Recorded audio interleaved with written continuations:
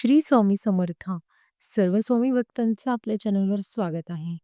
मित्रांनो, आपण सर्वजण स्वामींचे सेवेकरी आहोत आणि अगदी मनापासून आपण स्वामी महाराजांची भक्ती करतो. स्वामी महाराजांची शक्ती जर आपल्यासोबत असेल, तर कोणतीही गोष्ट आपल्याला त्रास देऊ शकत नाही. मग ते दुःख असेल, अडचणी असतील, नकारात्मकता असेल किंवा शत्रूची पीडा असेल. काहीही गोष्टी आपल्याला काहीही बिघडू शकत नाही, कुठल्याही गोष्टी असो. पण सगळ्यात जास्त आपल्याला भीती कशाची वाटते? तर ती म्हणजे बघा अकाल मृत्यूची. अकाल मृत्यूपासून वाचताना स्वामींचे हे 5 उपाय आपल्याला ना अकाल मृत्यू असू द्या किंवा इतर कोणतेही रोग असू द्या किंवा कुठलाही आजार असू द्या, हे 5 उपाय जर तुम्ही करायला सुरुवात केली ना, तर रोगच काय तुमच्यापासून अकाल मृत्यूसुद्धा लांब राहतील. अकाल मृत्यू तुम्हाला कधीही स्पर्शसुद्धा करणार नाही. आता हे 5 उपाय कोणते? तर मित्रांनो, बघा पहिला उपाय आहे स्वामी महाराजांची रोज सकाळी देवपूजा. बघा, स्वामींच्या समोर रोज सकाळी देवपूजा करताना ना, तुम्ही चरणामृत ठेवायचं आहे. म्हणजेच काय, स्वामींची मूर्ती असेल ना, तर स्वामींच्या मूर्तीवर ना पाणीचा अभिषेक करून एका वाटीमध्ये काढून घ्यायचा आहे आणि तोच अभिषेक केलेलं जे पाणी असतं ना, ते देवघरामध्ये आपल्याला झाकून ठेवून द्यायचं आहे आणि रोज हातामध्ये, उजव्या हातात थोडंसं चरणामृत घ्यायचं आहे आणि ते सगळ्यांनी प्यायचं आहे. हा झाला एक उपाय. त्यामध्ये ना अष्टगंध, कुंकू, अगरबत्ती, उदी काहीच टाकायचं नाही. फक्त स्वामींचं चरणामृत, जे अमृत म्हणजे जे पाणी आहे ना अभिषेक टाकलेलं, ते आपल्याला दररोज प्यायचं आहे. रोज वाटीमध्ये स्वामींची मूर्ती धुवून म्हणजेच त्याच्यावर अभिषेक करून एका वाटीमध्ये झाकून ठेवून द्यायचं आणि रोज प्यायचं आहे.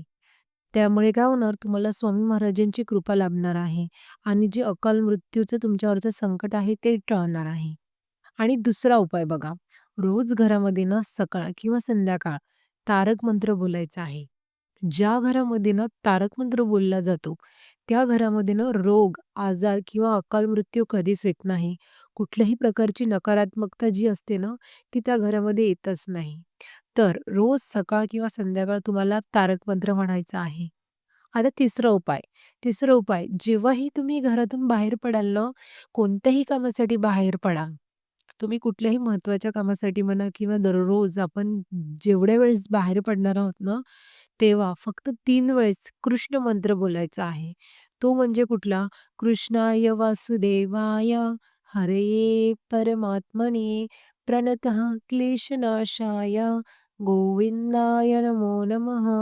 बघा, जोही व्यक्ती हा मंत्र घरातून बाहेर पडण्याच्या आधी ना 3 वेळेस बोलून जर घरातून बाहेर पडतो ना, त्याला रस्त्यात कोणत्याही प्रकारची इडापिडा किंवा त्याच्यात जर तो गाडीने जात असेल किंवा कारने जात असेल किंवा काहीही टॅक्सीने वगैरे किंवा ऑटो रिक्षाने जात असेल ना, त्याच्या गाडीचा ॲक्सिडेंट होणार नाही. त्याला कुठल्याच प्रकारचा त्रास होणार नाही. त्याचे रक्षण होणार आहे. फक्त या मंत्राने. म्हणून आपल्याला बाहेर पडताना 3दा विष्णू मंत्र, कृष्ण मंत्र म्हणायचा आहे. आणि चौथा उपाय म्हणजे दिवसभर जेवढा जमेल तेवढा बघा आपण कामात असू, काही करत असू, स्त्रिया स्वयंपाक करताना, कपडे धुताना किंवा भांडी घासताना मनातल्या मनात जेही काही काम करत असणार, ते करताना ना तुम्हाला ओम श्री स्वामी समर्थ, ओम श्री स्वामी समर्थ असा फक्त आपल्याला हा जप करत राहायचा आहे. ज्यामुळे काय होणार आहे, तुमचे ना संकटापासून रक्षण होणार आहे.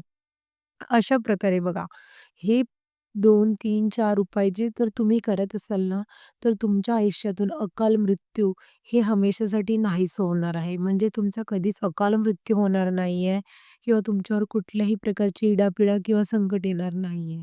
तर जमेल तेवढा स्वामी जप करा, अगदी मनापासून करा. आवश्यक नाही की तो मग देवघरात बसून माळ घेऊनच करावा.